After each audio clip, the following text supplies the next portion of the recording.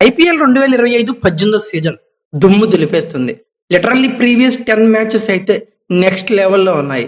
Eliminate అయిన teams అన్నీ ప్లే-ఆఫ్స్‌కి qualify అయిన 4 టీమ్స్‌ని ఓడించిన విధానం చూస్తే వీళ్ళు టైటిల్ కొట్టడానికి క్వాలిఫై అయ్యారా అనే ఆలోచననైతే క్రియేట్ చేసినాయి అని చెప్పుకోవచ్చు.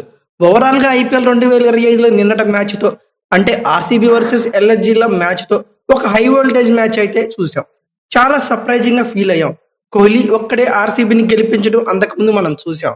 But small change. కోహ్లీ, అలాగే acting captain Jitesh Sharma, Tim David, Krunal Pandya, Romario Shepherd అబ్బబ్బా! అవసరమైన టైంలో నేనున్నా అంటూ ఫ్రంట్ లైన్‌లోకి వచ్చి ప్రతి ఒక్కరు మ్యాచ్‌ని గెలిపిస్తుంటే ఖచ్చితంగా ఆర్‌సీబీ ఈసారి టైటిల్ కొడుతుందేమో అనే ఫీలింగ్‌నైతే ఆర్‌సీబీ ఫ్యాన్స్ క్రియేట్ చేస్తుంది అనడంలో సందేహం లేదు. అయితే ఆర్‌సీబీ మ్యాచ్‌లు ఎంజాయ్ చేసే వాళ్ళలో 50% అబోవ్ కోహ్లీ ఫ్యాన్స్ ఉంటారు అనడంలో సందేహం లేదు. బట్ ఈ సీజన్ వల్ల ఆళ్ళ ఆట చూసినాక ఖచ్చితంగా 50% ఆ కోహ్లీ ఫ్యాన్స్ కూడా కన్వర్ట్ అయిపోయి ఆర్‌సీబీ ఫ్యాన్స్‌గా మారిపోతారు అనటంలో సందేహం లేదు. అయితే ఓవరాల్‌గా ప్లే ఆఫ్స్‌కి తొలి స్పాట్‌లో పంజాబ్ కింగ్స్, సెకండ్ స్పాట్స్‌లో ఆర్‌సీబీ, థర్డ్ అండ్ ఫోర్త్ స్పాట్‌లో జీటీ, ముంబై ఇండియన్స్‌లు చేరుకున్నాయి. ఈ లీగ్ మ్యాచ్ అన్ని కంప్లీట్ అయిపోయాయి. అయితే తొలి 2 స్పాట్స్ కోసం గట్టిగానే 4 ఫ్రాంచైజీలు ట్రై చేశాయి. ఎందుకంటే తొలి 2 స్పాట్స్‌లో ఉన్న టీమ్‌కి ఫైనల్ చేరడానికి 2 అవకాశాలైతే ఉంటాయి. ఆ అవకాశం కోసం రాత్రి ఆర్‌సీబీ ఒక యుద్ధమే చేసింది. విజయం సాధించింది.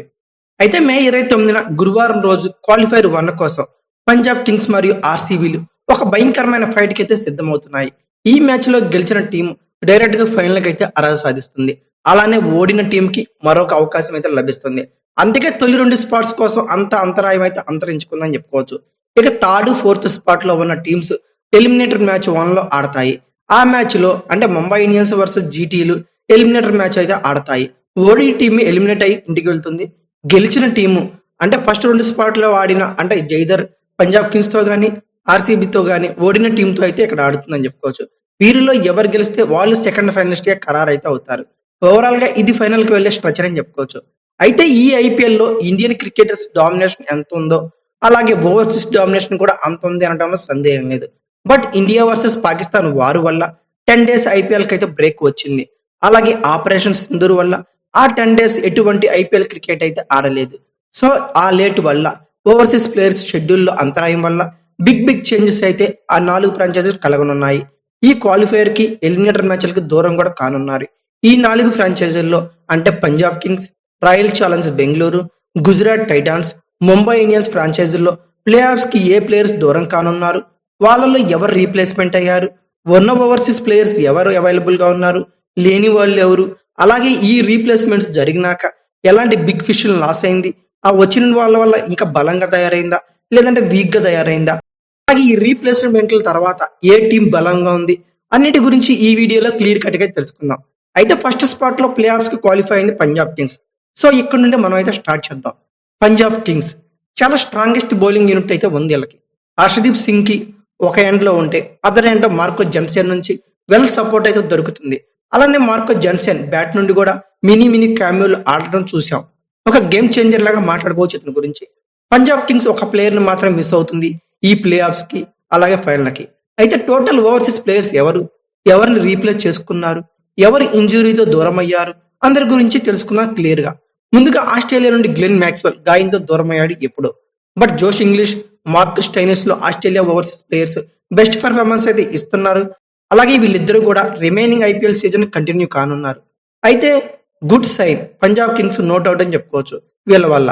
అలాగే ముంబై ఇండియన్స్ మీద క్రూషియల్ మ్యాచ్‌లో జోష్ ఇంగ్లీష్ లిటరల్లీ చిత్త కొట్టేశాడు భయ్య. అలానే Aaron Hardie, Michael Owen, Xavier Bartlett Australia నుండి అందరూ అవైలబుల్ గానే ఉండనున్నారు. అయితే మొన్న రీప్లేస్ అయిన న్యూజిలాండ్ ప్లేయర్ కేల్ జెమిన్స్ కూడా అవైలబుల్ గానే ఉంటాడు రిమైనింగ్ మ్యాచెస్ అని చెప్పుకోవచ్చు.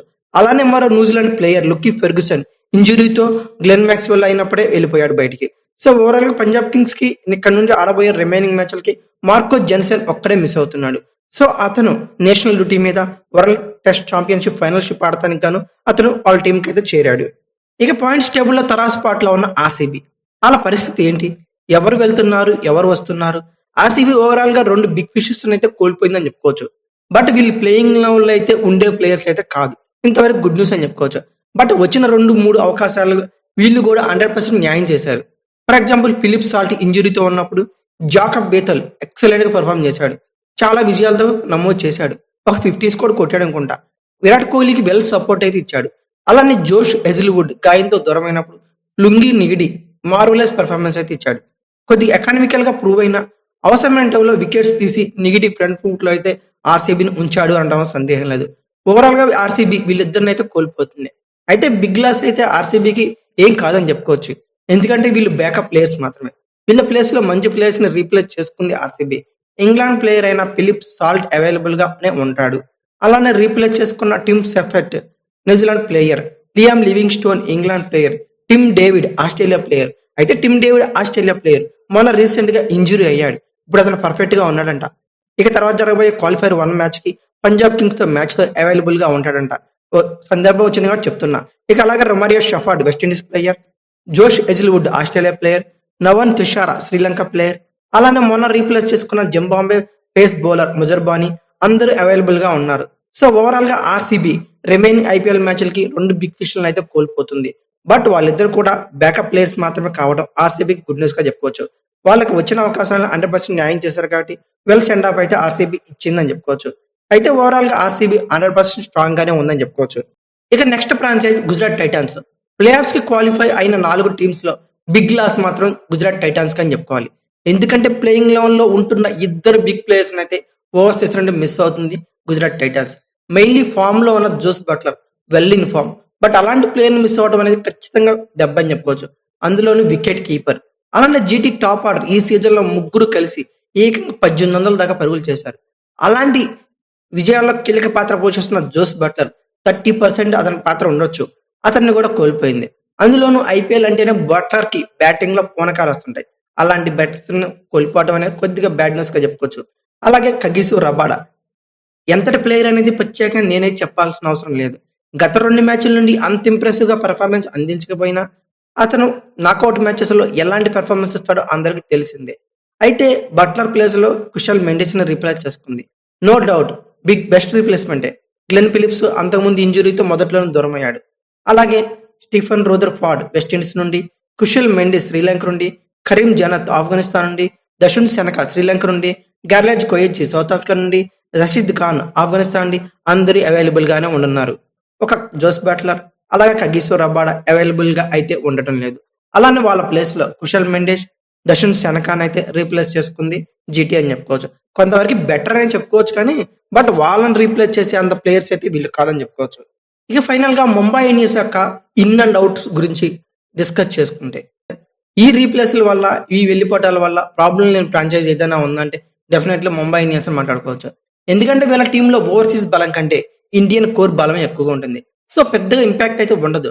బట్ బిగ్ ప్లేయర్స్ నే మిస్ అవుతుంది ముంబై ఇండియన్స్ అని చెప్పుకోవచ్చు. విల్ జాక్స్, రియాన్ రికల్టన్, అలానే కార్బిన్ బోచ్ ముగ్గురు టెరిఫిక్ ప్లేయర్స్ అని చెప్పుకోవచ్చు.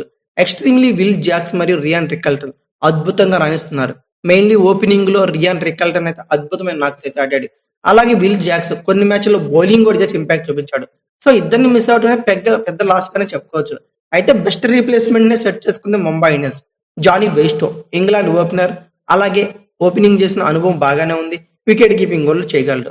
సో అతనికి రియాన్ రికల్టన్ కి బెస్ట్ రీప్లేస్మెంట్ అని చెప్పుకోవచ్చు. ఇక రిచర్డ్ గ్లాసన్ అలాగే చరిత్ అసలంకలతో బెస్ట్ ప్లేయర్స్ అయితే రీప్లేస్ చేసుకుందని చెప్పుకోవచ్చు. ప్లేయింగ్ లెవెన్ లో బెస్ట్ ఫిక్స్ అయితే Bevon Jacobs, Mitchell Santner, Trent Boult, Reece Topley, Mujibur Rahman available గానే ఉన్నారు. అయితే మంచి రీప్లేస్మెంట్స్ అయితే ముంబై సెట్ చేసుకుందని చెప్పుకోవచ్చు. జానీ బెస్టో పీక్ లో పెర్ఫార్మెన్స్ అయితే ఇస్తారు. డెఫినెట్లీ ముంబైకి ఇది ఫైనల్లో అడ్వాంటేజ్ అవుతుంది. ఓవరాల్ గా ఈ ఐపీఎల్ మొత్తం రీప్లేస్మెంట్లు వెళ్ళిపోయిన ప్లేయర్స్ అన్ని అబ్జర్వ్ చేశాక తొలిగా నష్టపడిపోయిన టీం ఏదైనా ఉందంటే ఖచ్చితంగా గుజరాత్ టైటాన్స్ చెప్పుకోవచ్చు.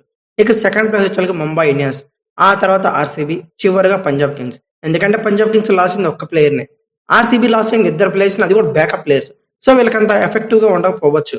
బట్ జీటీ ముంబై ఇండియన్స్ కి మాత్రం ఖచ్చితంగా డ్రాబ్యాక్ అని చెప్పుకోవచ్చు. నా ఒపీనియన్ అయితే ఆర్సీబీ కూడా అంత నష్టపోయింది ఏం లేదు. ఎందుకంటే జోష్ హెజిల్వుడ్, టిమ్ డేవిడ్ వచ్చేసారు కాబట్టి వాళ్ళు పర్ఫెక్ట్ గా ఉన్నారు కాబట్టి వాళ్ళు కూడా పెద్దగా నష్టపోయింది లేదు. ఓన్లీ బ్యాకప్స్ మాత్రం నష్టపోయింది. బట్ మార్కో జన్సన్ అనేది గేమ్ చేంజర్ ప్లేయర్. అతను మిస్ అవ్వడం పంజాబ్ కింగ్స్ బాగా బోల్తా పడిందని చెప్పుకోవచ్చు. ఓవరాల్ గా మీ ఒపీనియన్ ప్రకారం ఈ రీప్లేస్మెంట్ల తర్వాత ఇలా వెళ్ళిపోవడం తర్వాత ఏ టీం అయితే బలం కోల్పోయింది అనుకున్నారు ఖచ్చితంగా కామెంట్ బాక్స్ లో పిన్ చేయండి. అలాగే ఈ వీడియో కనుక మీకు నచ్చితే like, share, comment, plus subscribe చేసుకోండి. అలాగే పక్కన ఉన్న బెల్ ఐకాన్ అక్కడ మాత్రం మర్చిపోకండి. Thank you for watching. Have a nice day.